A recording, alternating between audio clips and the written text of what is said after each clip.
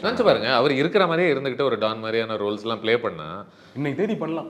நீங்க பயங்கரமா வேகமா நடக்கணும்னு அவசியம் கிடையாது, அடிக்கணும்னு அவசியம் இல்லை, வேகமா பேசணும்னு கூட அவசியம் இல்லை. நீங்க உட்கார்ந்த இடத்துல இருந்து இருக்கிறது போலவே உட்கார்ந்து பொறுமையா பேசி பேசியே நீங்க ஹீரோவாக நடிக்கலாம். பீஷ்ம பருவத்தில் மம்முட்டியா தான் பண்ணியிருந்தாரு. ரைட். கிளைமேக்ஸ்ல அவர் ஹாஸ்பிட்டல் படுத்திருப்பாரு. நம்ம இவர் பேர் என்ன, சௌபின் சாகர் தான் கிளைமேக்ஸ் அவ்வளவு சம்பவம் பண்ணிட்டு இருப்பாரு. இவர் மாஸ் என்ன அதுதானே. நீங்க எதுவுமே உங்களை பார்த்தாலே பயம் வரணும். ஆமா ஆமா, அதுதான். ஸோ அது பண்ணலாம். எனக்கு தெரிஞ்சு அவர் அதை பண்ண நம்ம ரசிக்க தயாராக இருக்கிறோம் இல்லையா? அப்சல்யூட்லி. ஒருவேளை அவருக்கு யார்கிட்டயாவது யாராவது அவர்கிட்ட போயிட்டு இல்லை நீங்கள் சண்டை போடுறது தான் எல்லாம் விரும்புகிறாங்கன்ட்டுலாம் யாரும் சொல்லி வைக்காம இருக்கணும். ஒரு ஹாலிவுட் ஸ்டைல், காட்ஃபாதர் ஸ்டைல் மூவிஸ்லாம் நம்ம பார்த்துருக்கோம் இல்லையா? அவங்க எல்லாம் இறங்கி சண்டைலாம் போட்டு காட்ஃபாதரில் வீட்டோ கார்லியான் என்ன பண்ணுவார்?